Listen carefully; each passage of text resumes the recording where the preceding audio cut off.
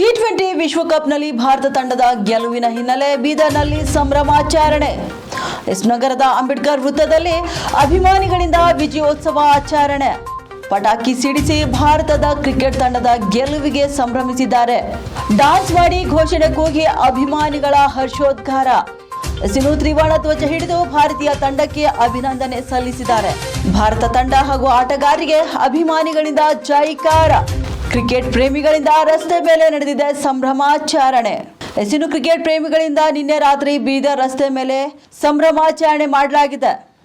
ಇವತ್ತಿನ ದಿವಸ ನಮ್ಮ ಇಡೀ ಭಾರತ ದೇಶದ ಇವತ್ತು ಸಂಭ್ರಮಾಚರಣೆ ಮುಳುಗಿದೆ. ಯಾಕೆಂದರೆ ನಮ್ಮ ಟೀಮ್ ಇಂಡಿಯಾ ಏನು ಇವತ್ತು ಶ್ರಮ ಪಟ್ಟಿದೆ, ಈ ಒಂದು ಟಿ20 ವಿಶ್ವಕಪ್ ಗೆದ್ದಿದೆ.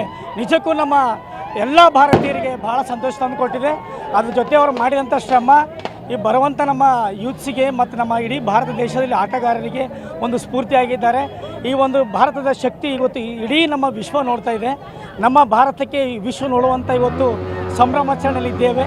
ಆದ್ದರಿಂದ ನಿಜಕ್ಕೂ ನಾನು ನಮ್ಮ ಬೀದರ್ ಜಿಲ್ಲೆಯ ಪರವಾಗಿ ಈ ಒಂದು ಅಂಬೇಡ್ಕರ್ ವೃತ್ತದಲ್ಲಿ ನಾವೆಲ್ಲ ಸೇರಿದ್ದೇವೆ.